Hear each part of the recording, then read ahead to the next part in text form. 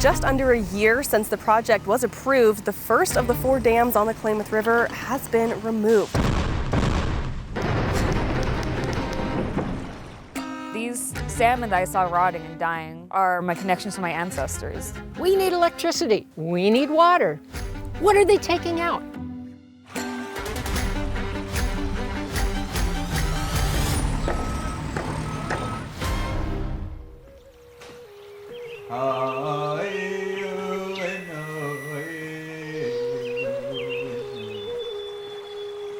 Long before the European explorers navigated these waters, the Klamath River was a highway for indigenous people. We've taken these canoes places where they haven't seen canoes in like over 100 years. Below the surface, salmon, steelhead, and cutthroat trout swam freely from the Cascade Mountains in Oregon to the Pacific Coast in California. Everything living here relies on this fish and the nutrients it brings to our system. Today, water is slowed by dams that electrify communities that live and make a living along the reservoir. Every morning I wake up to this incredible, beautiful view, and it will be gone in less than 2 months. Presence of the lake is, it's a huge thing for everybody out here. Change is the only constant along the Klamath River, and change is happening again.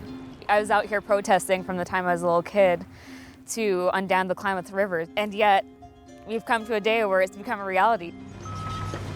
Just below the lake community of Copco is the start of a historic demolition project. This is the largest dam removal project in the entire world that's currently underway. For more than 100 years, a series of 6 hydroelectric dams have slowed the flow of the Klamath River to generate power for the Klamath Basin and beyond. In 2024, 4 of those dams will be removed. These dams were really important at the time they were constructed. They electrified this region for the very first time. Mark Bransom is the Chief Executive Officer of the Klamath River Renewal Corporation, or the KRRC, the nonprofit entity that's in charge of the removal project. But it wasn't recognized at the time that the construction and operation of these dams was going to bring with it negative environmental impacts. The 6 dams, or the Klamath Hydroelectric Project as it's known, were built between 1918 and 1964. Up until 2022, those very old dams were operated by power company Pacific Corp.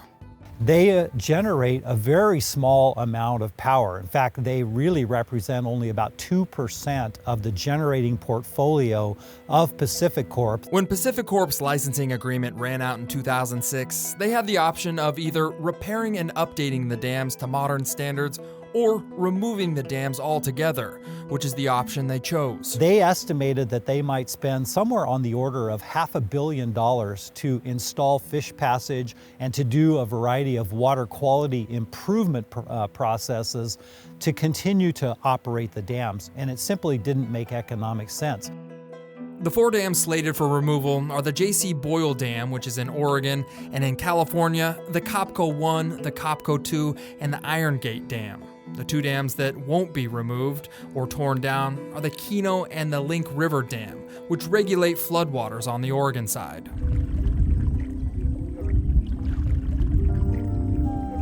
This is the only time in history where this river is going to heal itself. There's a lot of people that aren't with us here today that strive for this to happen as the dam's taken out.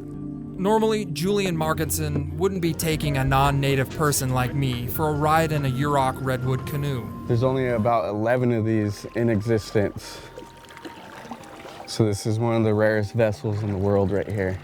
The Othwayach, as they're called, are sacred vessels, but last year the tribe had a change of heart and started offering the public 2-hour tours down the Klamath to see the river through the tribe's eyes.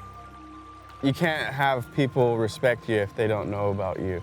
The Yurok people primarily live near the mouth of the Klamath River, where fresh water meets the ocean. As Julian paddles along the bank, he explains, the river is in a constant state of healing itself. Dams, they're kind of the biggest culprit in making the river sick, and it's the blue-green algae. The hydroelectric dams above the tribal lands slow water in the Klamath. In years of drought, Plumes of blue-green algae grow in the slow-moving water and suck the oxygen out of the river.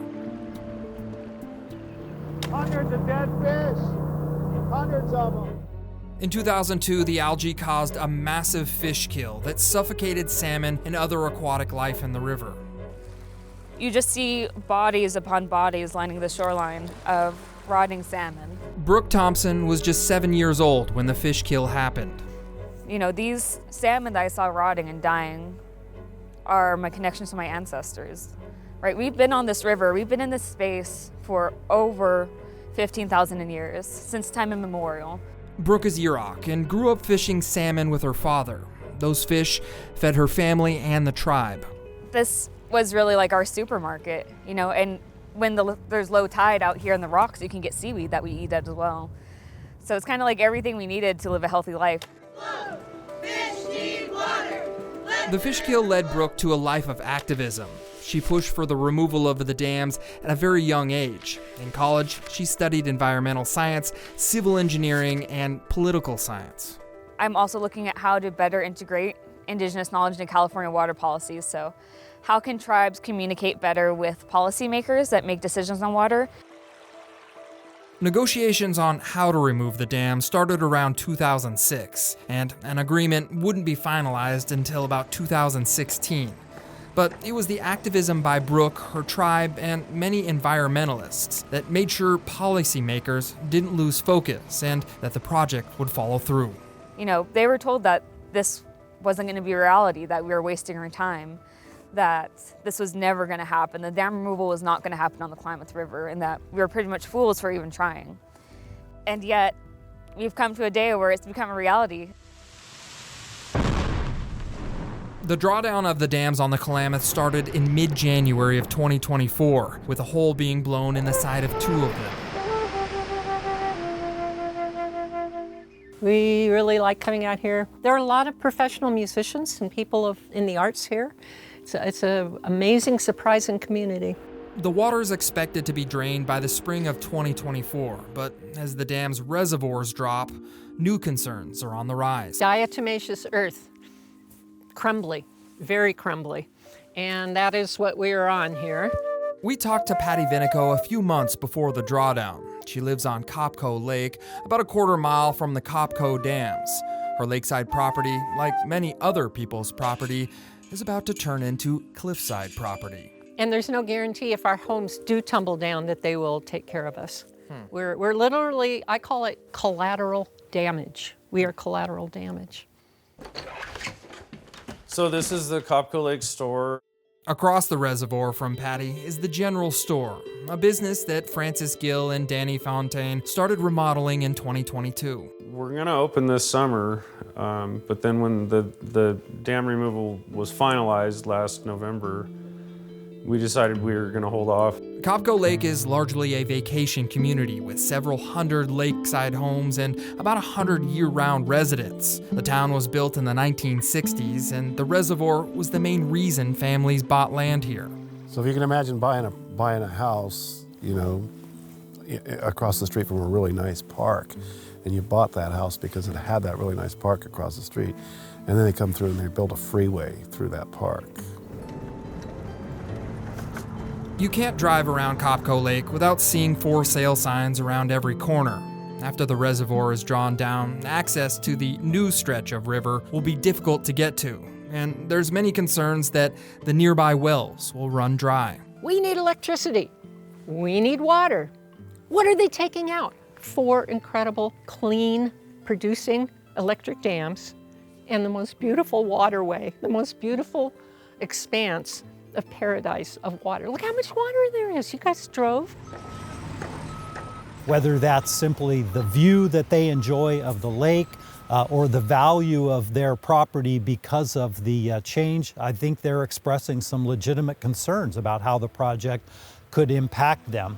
Concerns from Copco Lake residents and most dam-related matters are managed by the Klamath River Renewal Corporation, or KRRC. They don't store any water for agricultural or municipal uses, and they're not operated for flood control. PacifiCorp has replaced that generating power many, many times over, including with renewable resources. KRRC Chief Executive Officer Mark Bransom has spent a lot of time addressing concerns and correcting misinformation about unstable soil, well issues, and fire concerns. The KRRC can't pay for lost property values, but it can help in other areas. But we've invited residents into the claims process and are providing them with some financial resources in the event that there are some impacts.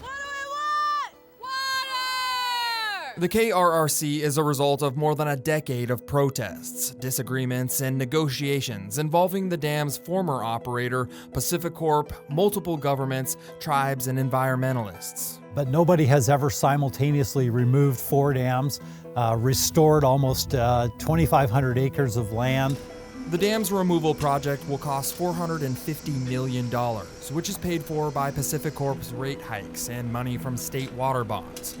We have 2 states involved in this project, as well as the federal government and a couple of counties.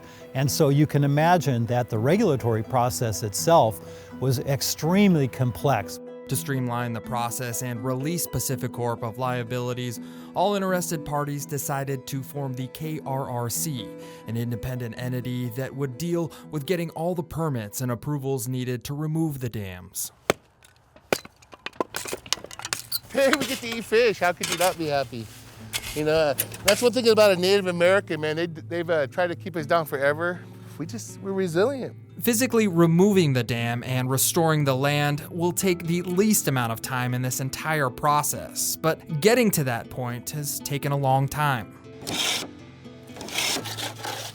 I definitely walk around pretty proud thinking, you know, I got to be a part of this team. And, you know, and it wasn't just the tribes. It was everybody. There was a lot of stakeholders that spent many, many decades bringing these dams down, and like you said, it's not done. Kenneth Brinks, or Binks as he's known, is a Karuk tribal member. He and the tribe live downstream of the dams and have been fighting for their removal since the fish kill of 2002. Today, he's treating some of the tribe to a traditional salmon feast. So it's like bringing a whole culture and religion back. That's what this means, the salmon and the dams.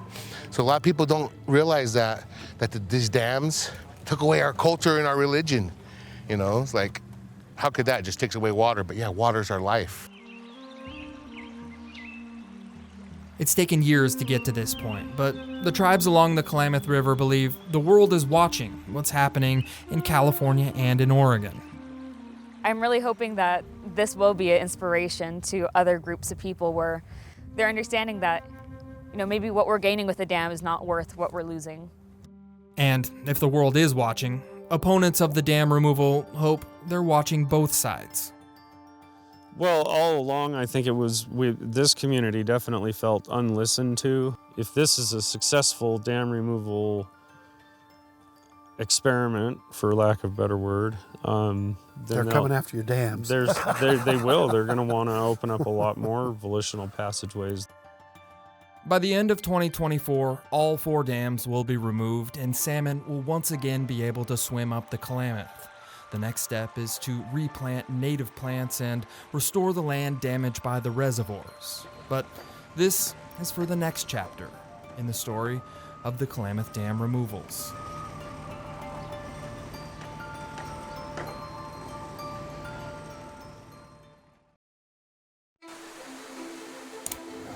Iron Gate Dam.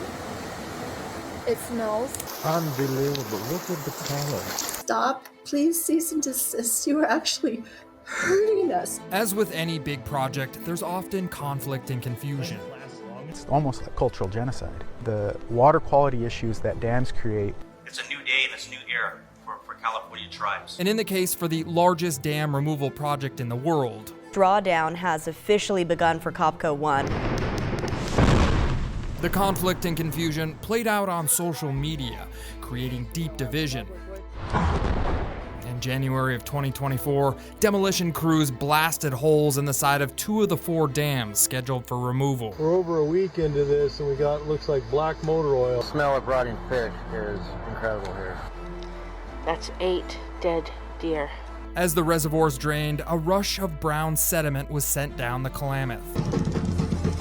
On one side, the blasts were a monumental moment for environmentalists and indigenous tribes like the Yurok, who have been fighting for over 20 years to bring down the 4 dams on the Klamath and open up more than 400 miles of fish habitat. It happened because there was really strong leadership at the Yurok tribe that demanded a seat at the table in every aspect of this project. But downriver of the blast in Wairika, we may never have salmon in the river again. That anger played out on social media. This is a self-inflicted gunshot wound courtesy of gangrene. And then turned into outright shouting and demands at City Hall. With all due respect, it's time to take action, sir. Declare a state of emergency. It's time to take action. In a series of meetings, residents along the Klamath River pushed their local elected leaders to file a state of emergency with the governor. They purposely have made a disaster, now leaving the locals to figure out how to clean up their mess. This anger and tension felt by residents along the Klamath River is nothing new.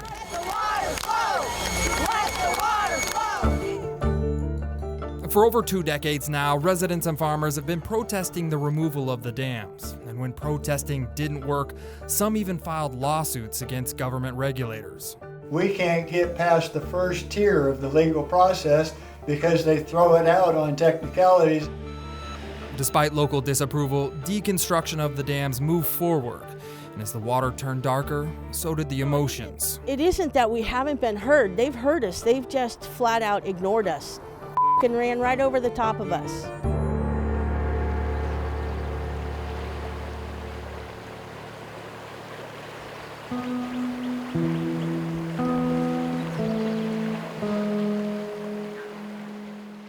A lot of folks didn't think we'd ever get dam removal over the finish line, and now it's happening, and we're in a super visual stage. Ren Brownell is a spokesperson with the Klamath River Renewal Corporation, or KRRC, the independent nonprofit put in charge by lawmakers to remove the dams and restore the land along the Klamath. We're seeing a lot of these sediments travel downstream, and while water quality has really improved now, back in January, we did see some fish mortality. So a small amount in the main stem, which was expected, honestly a lot less than what was projected by agencies. And then also what was expected is that all of the non-native fish that lived in the reservoir, they died. The KRRC is made up of about 15 board members and about 6 staff members. Along with managing the world's largest dam removal project, it's the KRRC's job to respond to local residents' concerns. And I think a challenge in a rural area is how to get communications out to folks. And so we do Facebook because that's the most popular social media in rural areas, and then we send out a lot of letters.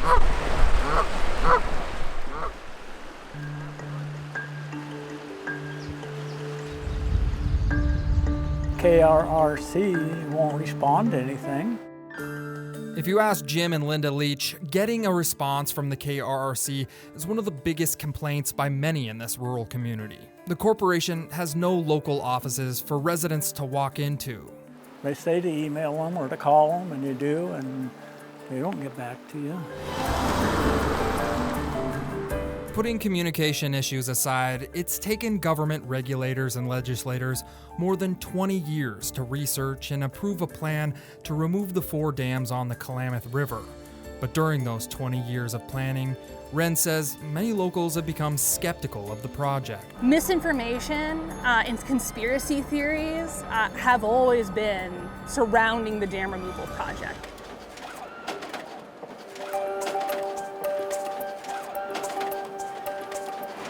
At a small print shop in Wairika, Jay Martin reviews the latest edition of Siskiyou News. Siskiyou News started out as an online platform, Facebook-based, for about 13 years, and it kept growing, and it got to the point where we need to go back to a physical print. The former truck driver publishes, prints, and hand delivers a 4 to 5 page paper every week. He says his county is in sort of a news desert. The mainstream media rarely gives his community a voice. Covering the dam removal has been hard. I'm not on their team. The team that Jay is talking about is the KRRC. He and many of the paper's volunteer writers are against the dam removals. As a news source, I just want to say this is the facts. If you read through the Siskiyou News, you'll rarely see interviews from the KRRC. That's partly because the KRRC has accused them of printing misinformation. Have you invited them out? I have not invited them out, not since they made it very clear to me that they were going to publish misinformation no matter what. And they've never asked either, so. Here's your weekly paper for you to look at and then put a stamp on it and give it to the board's box, please. Jay says he stands by his paper's reporting. However, he admits that some social media sites have also flagged or censored some of his content as misinformation. It's content related. It seems to be... Do you think that content is what's causing you to be censored on the internet? Yeah. Yeah.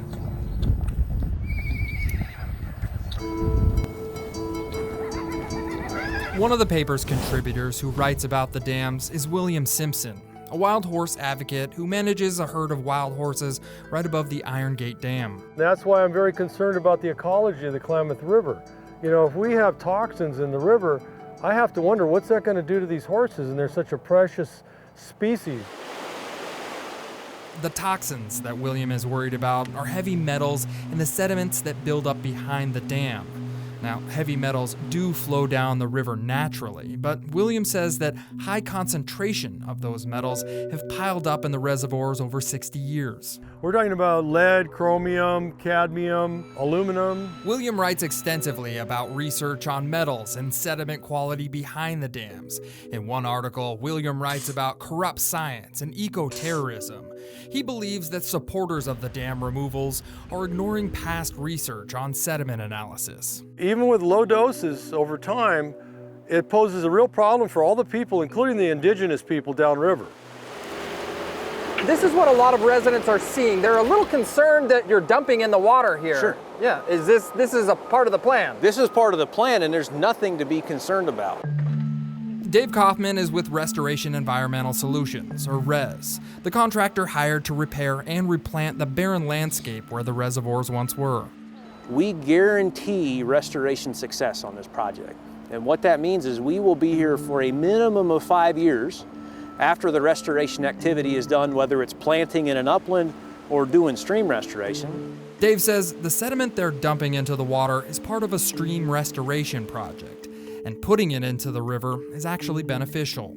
Decades of testing, hundreds if not thousands of samples, multiple federal agencies, multiple presidential administrations, and eventually the states of Oregon and California, which are two of the most environmentally protective states in the country, all said, this sediment's great, send it down the river. There are fish dead in the river. Fear of the reservoir's sediment started with images of dead fish and stranded wildlife. William Simpson shot this drone video days after the drawdown, and it went viral on the internet. The KRRC says the one-time fish die-off was expected, and it was because the reservoir fish were non-native and couldn't survive in the Klamath River. Guy throwing dead fish back into the river. You know this company right here, RES, that company. But as more dead fish images and skepticism about the sediment spread across social media, residents ultimately pushed Siskiyou County supervisors to pay for an independent water test of the river. So 3 weeks later, the day that you released those tests, my doctor called me and said, "Can you bring your sons in so we could get their heavy metal test burn?" To be clear, the Klamath River is not a source of public drinking water, but when Siskiyou County released the results from their independent water test, they reported levels of heavy metals like aluminum, chromium, and lead to be over the county's standard drinking water limits. The heavy metal scares have caused many residents along the Klamath River to also conduct their own water testing. This is a lot darker than it was yesterday. Linda Leach and her husband Jim have mason jars of Klamath River water dating back to January. Every day, Linda posts pictures of the water's temperature and clarity on the Facebook group Klamath River and Dam Removals Group, which attracts the attention of thousands of followers. I mean, you've got dozens of these jars here. What do you plan on doing with these? I don't know. I do not have a plan. I thought I should just save them and then eventually I guess I'll quit. If you ask Jim, he fears that the river water could somehow make it into nearby wells. But the sludge is sitting there, and it's hydraulicing, and it's pushing into our soil, and eventually it's going to be in our well. Even during its worst conditions, the water in the river was still always safe to touch. The KRRC doesn't deny that trace amounts of metals were found in the county's water tests, but they say those trace amounts of metals are only temporary. We never questioned Siskiyou County's results, right? They were done by qualified water quality technicians and they were sent to a reputable lab. It was more so the interpretation of those results. Interpreting heavy metal water samples is extremely complex. One thing we should be careful about when reading this data from the raw water is, this is data from the raw water. This is not the data from the water you drink. That's why we took Siskiyou County's water test results to water treatment specialist and Sacramento State Assistant Professor Tongren Ju. So when you had the drawdown, it's very likely your fresh water comes in, so the sediments, I made my fresh water, some of them get released out. And probably that's the reason why you see an elevated concentration of some of the heavy metals. Assistant Professor Ju says that the elevated levels of heavy metals is likely temporary, and though it doesn't meet drinking water standards, that doesn't mean it's not safe to swim in the Klamath River. Ju also says that 1 or 2 water tests is not enough. Over time, maybe, we don't really know how fast those sediments, those heavy metals release from the sediments. So probably we should keep monitoring for a few more months or maybe a few more years to see how that number turns out to be eventually. Continual data collection is exactly what government regulators, the KRRC, and Siskiyou County are doing. Current water quality data shows clarity and contaminations in the Klamath River have significantly improved, but long-term data is still needed to truly interpret the health of the river.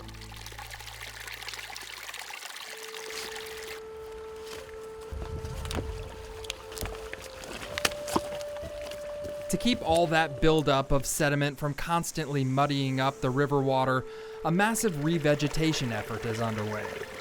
You know, tribal members have been fighting for their right, for their sovereignty to be on this river and to practice their right, their cultural rights. And so yeah, it's pretty special to be here now. Richard Green is one of the many indigenous tribal workers hired to make their way through the acres of mud and muck to replant native trees and shrubs. Involving local tribes was not only part of the dam removals agreement, but it's also an important part in reshaping and restoring the barren banks on the Klamath River. These seeds were collected out of the Ashland area, and then the white oaks were all collected in this area in the Iron Gate Reservoir. We visited Richard and his crew in March of 2024. Just a few months later, those seeds that they were planting started to grow. Resource Environmental Solutions, or RES, took these before and after pictures documenting the regrowth. Doing the restoration is important, but who does the restoration is just as important. Removing the dams on the Klamath River has been a decades-long battle fought largely by indigenous tribes like the Yurok, the Karuk, and the Shasta Nation. Dam removal is just the beginning, right? We remove the dams and then there will be 10 years of restoration projects happening along the whole entire river throughout the whole basin. Amy Bowers-Cordalis is legal counsel with the Yurok tribe and a board member of the KRRC.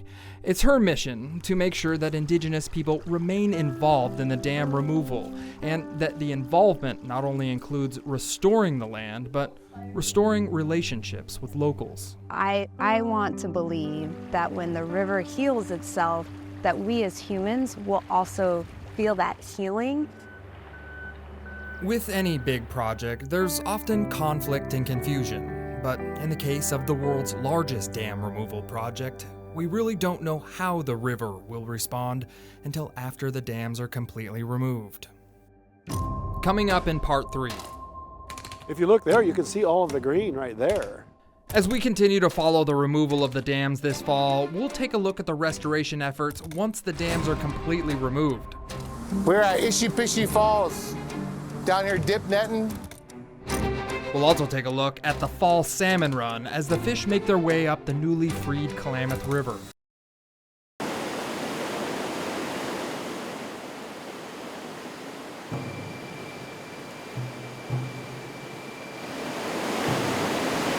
when you come to this area, you always wanted to say hi and say thank to the Creator for, giving us the opportunity to come down and fish for your people and to have this land still. Just before summer's end, the Karuk people make a journey to the center of the world by following the fish-filled waters of the Klamath River. Creator has made it to where these fish show up at this time to feed the people up here doing ceremony. It's like a perfect balance. You kind of corral the fish, spook them in the net, and you got to turn it over. And when you turn it over, it locks them in the net. It's here at Ishi-Pishi Falls where the Creator slows the fall run salmon just long enough for Kenneth Brink and the Karuk tribe to celebrate the World Renewal Ceremony. And everybody that is involved with the ceremonies of fish, we find our identity again. We find our spirituality, we find ourselves. The word Karuk means people upriver, and for generations, they've been perfecting the skill of jumping rocks and balancing on wood planks to fish some of the most turbulent waters in the Klamath. Today, they're one of the last tribes in California to actively fish with traditional dip net poles. By way of ceremonies and creation stories. So that's what kind of keeps us here, and these poles right here have not changed. Ronald Reed Sr. has fished more World Renewal ceremonies than he can count. But this ceremony, in August of 2024, is one he'll never forget. Coinciding with the World Renewal ceremony is dam removal on the Klamath River. Undam the Klamath! Bring the salmon home! Woo!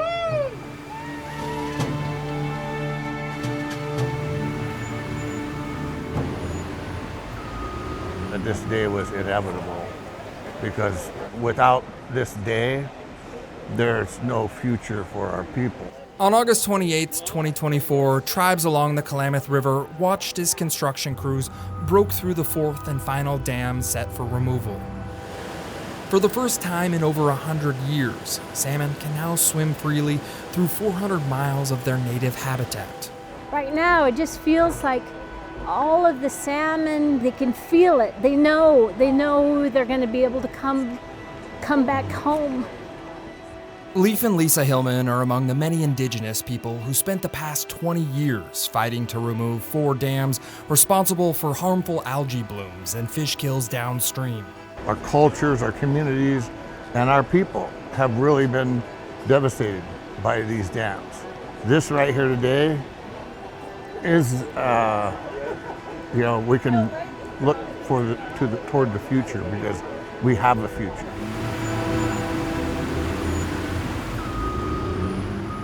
Behind the dam lies a century's worth of sediment buildup, over 17 million cubic yards, enough to fill more than 1,500 Olympic-sized pools.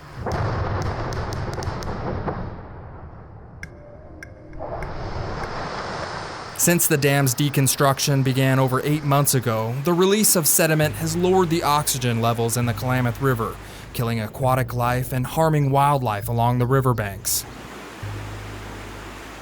Government regulators anticipated and prepared for these short-term deaths due to the sediment, but from the tribe's perspective, the muddy water is just a temporary setback that will lead to long-term benefits. I've been hearing people, complain about, all the sediment in the river, It's brown. It's brown. I tell you what, all this summer, there's been sediment in the river, but when you get in that river, it feels good. Not everyone agrees that what's happening in the water feels good. We're the indigenous here. We live here. I mean, we know a lot about this land, and we could have added a lot of value to this operation. Horse rancher William Simpson is a regular contributor to Siskiyou News, the area's local newspaper. I don't like it when the American people are misled. Simpson wrote several articles about how regulators ignored the knowledge of locals and ignored previous research on toxins in the sediment behind the dams. Right behind me, we have Angus cattle that are grazing the grass and the brush that was planted in the sediment. They're accumulating whatever's in those sediments into their bodies, and CDM Smith says there's toxins. Not me, CDM Smith, a very capable laboratory out of Sacramento. CDM Smith is the lab research group that federal regulators brought in to analyze the sediment behind the dams. In 2011, they published a multi-year study that looked at potential toxins in the sediment and suggested options of handling it. CDM Smith said, we need to remove the sediments. It's 400 million. They were gonna dredge them out and then let the lakes down over a long period of time, many months, several months at least. That would minimize sediment. Most of the sediment comes out.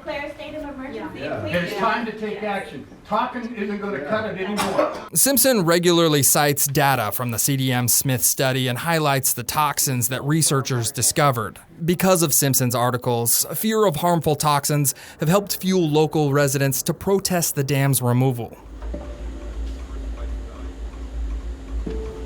So if you take something out of context, you can create fear. You can tell people, oh, this is toxic, and it can create fear in people. CDM Smith declined to talk to us about their 2011 sediment reports. So we took those reports to independent water experts Olukoyede Jegede, a UC Davis assistant professor of toxicology, and Timothy Horner, a retired geology professor from Sacramento State. As far as human risk goes, it's very, very low. When it comes to toxins, the CDM Smith report only identifies trace amounts of harmful metals. And according to Assistant Professor Olukoyede Jegede, those trace amounts are likely what William Smith is writing about. They did the analysis. I saw it. So it's just maybe 1 out of 10 or 1 out of 15. In the long term, is the sediment, according to these reports here, would it be harmful to people? No. No. In the long term, no. From a toxicology perspective, Olukoyede Jegede also says the trace toxins in the sediment has a low chance of hurting or bioaccumulating in animals above or below the water. It's very possible that you can misinterpret the report. Yeah. And they just pick on those areas you want people to see. As for the sediment's short-term effect on salmon, that's a bit of a different story. The sediment is too fine for the salmon. They need sand and gravel where they lay their eggs, and that muddy stuff just doesn't work for them. The coffee-colored clay-filled water reduces oxygen and temporarily killed aquatic life during the dam removals. The CDM Smith report looked at several options to prevent the sediment from going downriver. One option was to dredge the sediment out of the reservoir and truck it away before the dam removal. The local people would have been in a lot worse shape with all those dump trucks. It wasn't an ideal place to put the sediment. I mean, there was really no way to do that practically in those areas. Instead of dredging and trucking away the harmful sediment, government regulators decided to blast holes in the dams and let the flow of the river water carry a majority of the sediment out to the ocean, leaving a smaller amount on the banks. It looks pretty bad right now if you live there. But the good news is, if we get a wet winter this year, a lot of it will flush out. If we get a couple more wet winters after that, it'll probably be fairly clear by the time we go a couple years.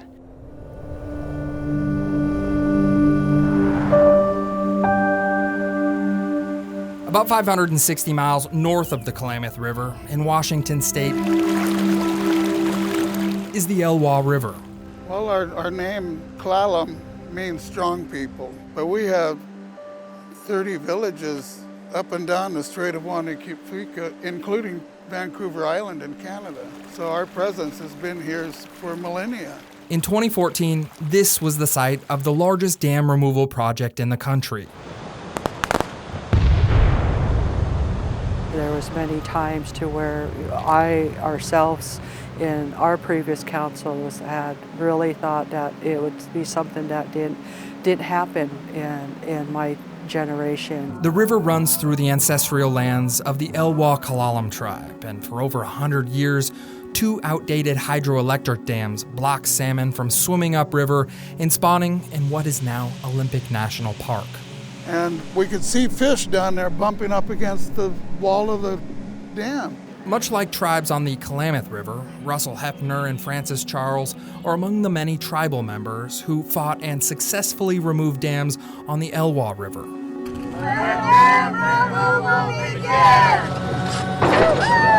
We did it with a lot of determination. We're a small tribe. So I guess my parting words would be, we're not damned Indians anymore. We're damned proud of it, and we got our damn fish back. And if you keep working hard, so will you. Though the Elwha is about 190 miles shorter than the Klamath River, both rivers have similar stories. They were built illegally. The Elwha Dam was built without fish ladders, including problems with sediment behind the dams. 24 million cubic yards of sediment. It could have filled 8 Safeco fields. Paul Gottlieb is a retired journalist from the Peninsula Daily News. He covered the dam removal on the Elwha River extensively. The removal process began in 2011 and took 3 years to complete.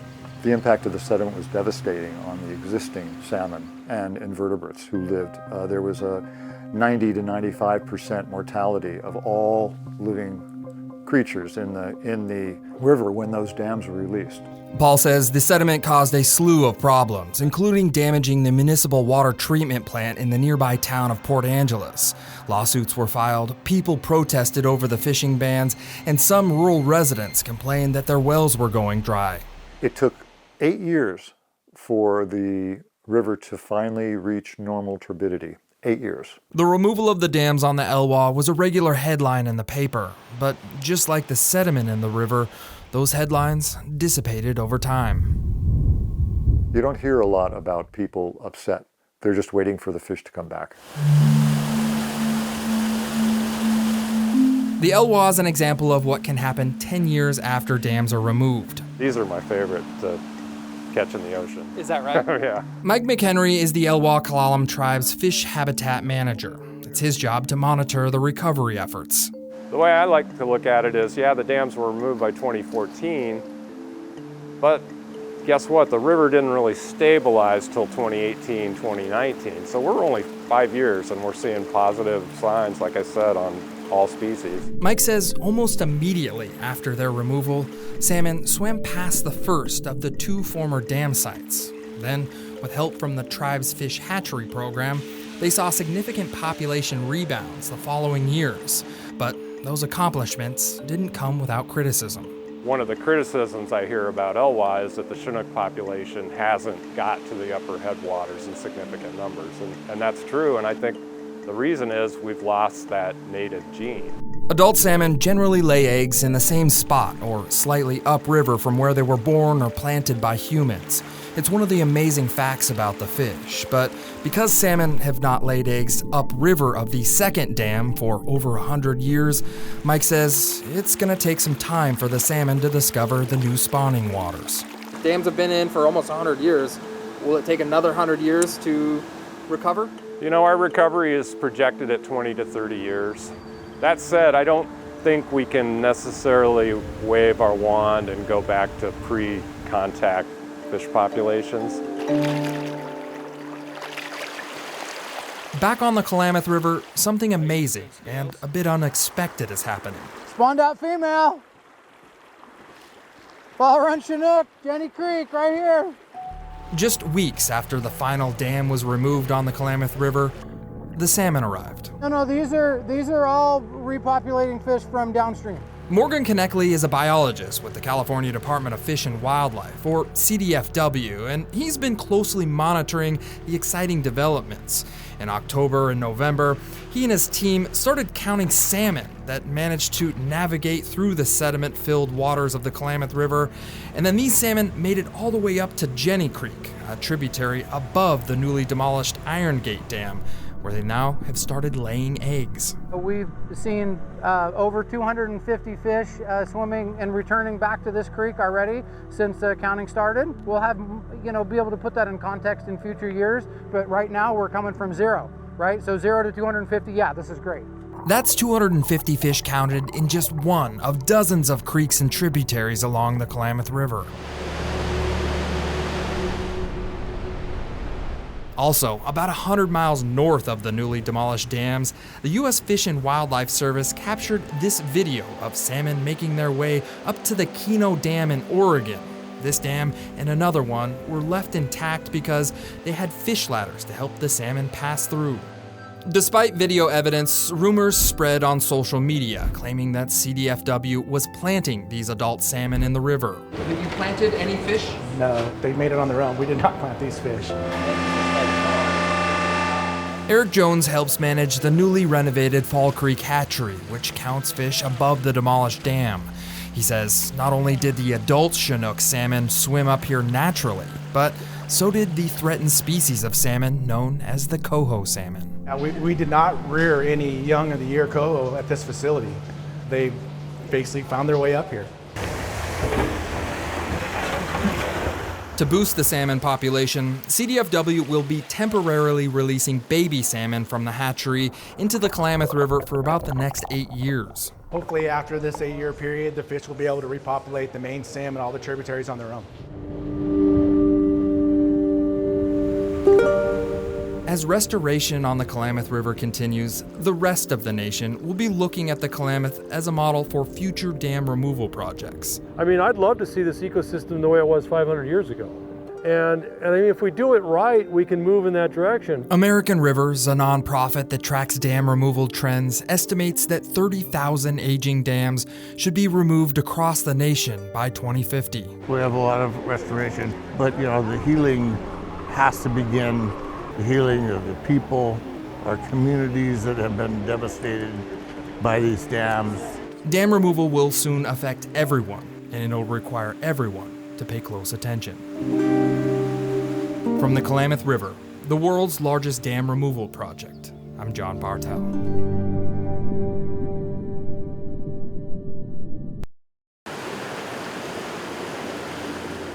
For more than a century, this canyon, its riverbanks, and these rock formations were off limits to the public, seen by only a handful of people.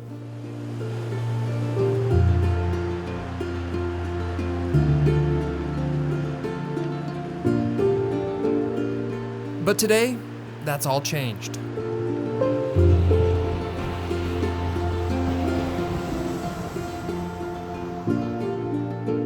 I think everybody in the river community, whether it's whitewater companies or whitewater enthusiasts, are really excited to see the Klamath return to its natural state.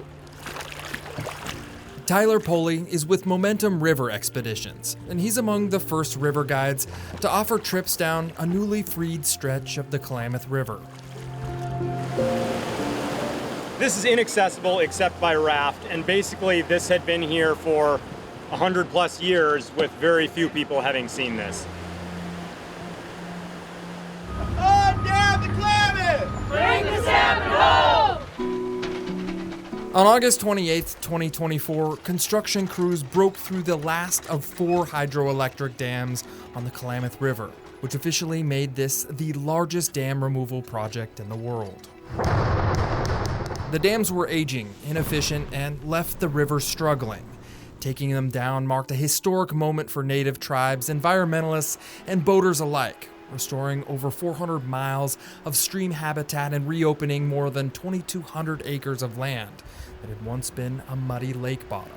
So it's pretty easy to tell, actually, like this dirt that's kind of like, you can see like the trees that we just passed, there's about 2 or 3 feet of dirt that would have been reservoir sediment. Centuries of sediment blanket the landscape, but riverbank restoration is well underway. In just a year since the dams came down, the drained lake bed has transformed from barren mudflats to grassy meadows where native plants have already taken root. This is old forest that, obviously pre-exists the dams and was just sitting at the bottom of the reservoir, and you had these huge trees that were probably cut off just below the water level. Even with growth emerging, the deeper scars of the drained reservoir won't heal quickly.